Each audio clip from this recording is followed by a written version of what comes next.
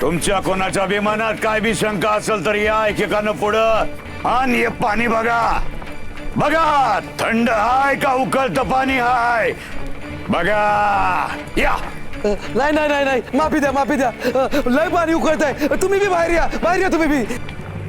अहो आम्ही बी तेच सांगत होतो बाबाजींना नको म्हणून, पण बाबाजी ऐकायला तयार नाही. या उकळत्या पाण्यात मी उभा आहे तो तुमच्यासाठी, या गावासाठी.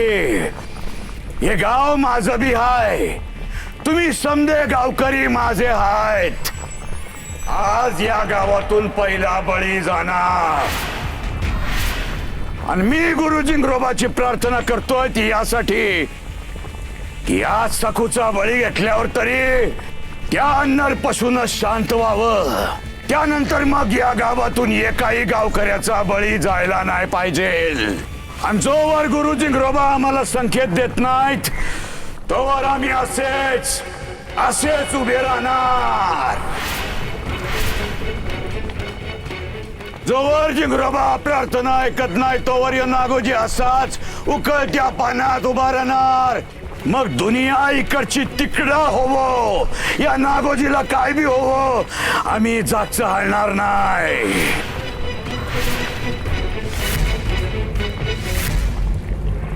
भैरू दादा, बाबाजी असं दिव्य कधीपर्यंत करणार आहे? हा सखूचा बळी झाला की दिव्य संपलं. जय नागोजी बाबा, जय नागोजी बाबा, जय नागोजी बाबा, जय नागोजी बाबा. अहो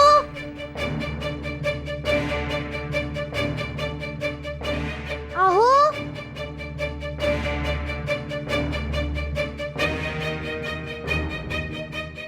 अहो खोलीत नाहीयेत, कुठे गेले असतील? अहो अहो मी निघाले.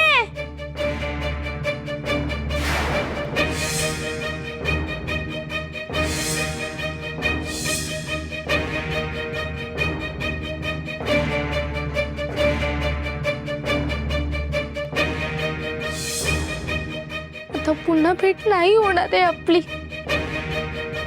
जाताना पण दिसणार नाही आहात का तुम्ही? शेवटचं पण भेटायचं नाहीये.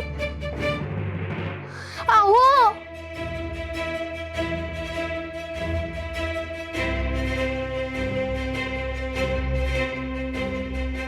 अहो अहो घरातल्या घरात चिठ्ठी लिहिण्याचं कारणच काय? अलीकडे ना दिगू जरा विचित्रच वागायला लागलाय. अहो अहो अहो या या महाराणी आलात? लग्नानंतर जी या घरात धुबाकूळ घालायला सुरुवात केलीयस ती आता जातीयस तरी अजून थांबत नाहीये. चिठ्ठी आहे तुझ्या नवऱ्याची. काका वाच. मी वसुलीला जात आहे, तुमचा दिगंबर. इतकंच लिहिलेलं आहे. बाकी काय ते तुम्ही समजा.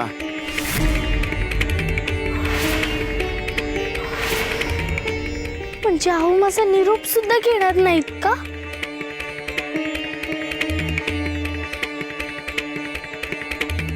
आई ग, बिचारीला हिचा नवरा शेवटचं सांगून पण गेला नाही. सखू वसुलीला गेलाय ग तो. कसली वसुली आणि कसलं काय? त्याची बायको बळी जाते ना आज. दिगूला बघवलं नसतं म्हणून तोंड लपून पळून गेला. पण सखू आपल्या कर्माचीच फळं भोगते म्हणावं. त्यात कोण काय करणार? अहो असं का वागतात? भेटले असते तर अखेरचा निरोप तरी घेता आला असता. पण हो, समोर असते तर माझा पाय घरातून निघताना जड झाला असता आणि मी शपथ मोडली ना त्यांची. वाईट वाटलं असेल त्यांना.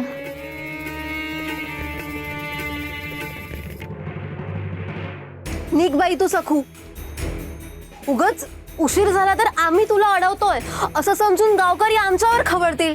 निघ.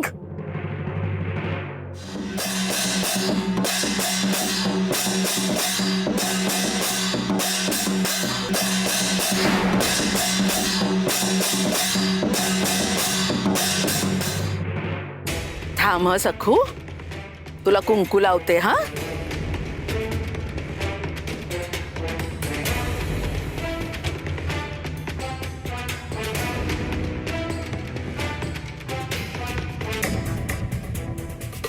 भाग्यवान आहेस तू, कारण अहेळूपणी जातीयस ना. सवाष्ण असताना मरण येणं म्हणजे किती ते भाग्य.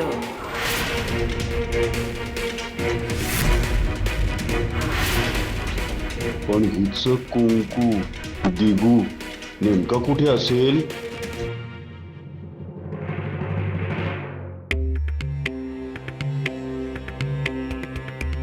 झिंगरोबाच्या आदेशानुसार आता सखूला उद्या नरपशूच्या गुहेत जावं लागणार.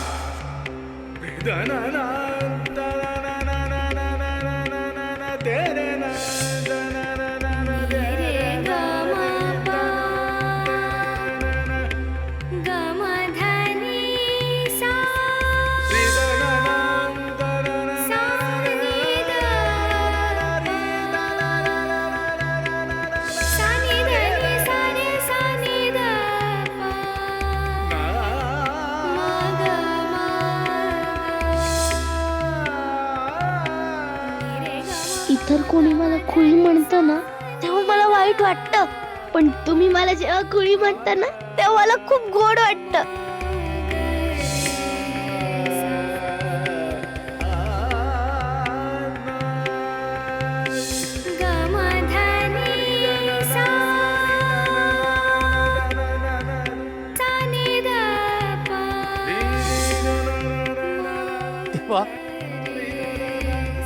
सखूच्याच नशिबात इतके अडथळे, इतक्या कसोट्या का रे?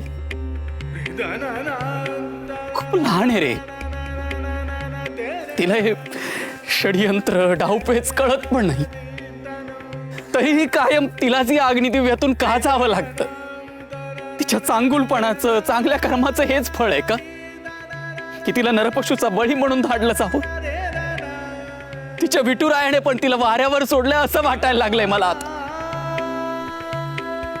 आता मी कुठल्या देवाची प्रार्थना करू की जेणेकरून सखूची या भयानक संकटातून मुक्तता होईल?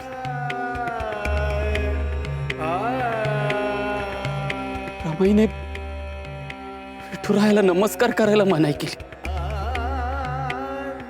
मग आता तो नाही तर कोण? गुरु झिंगरोबा? बाबाजी? नाही नाही,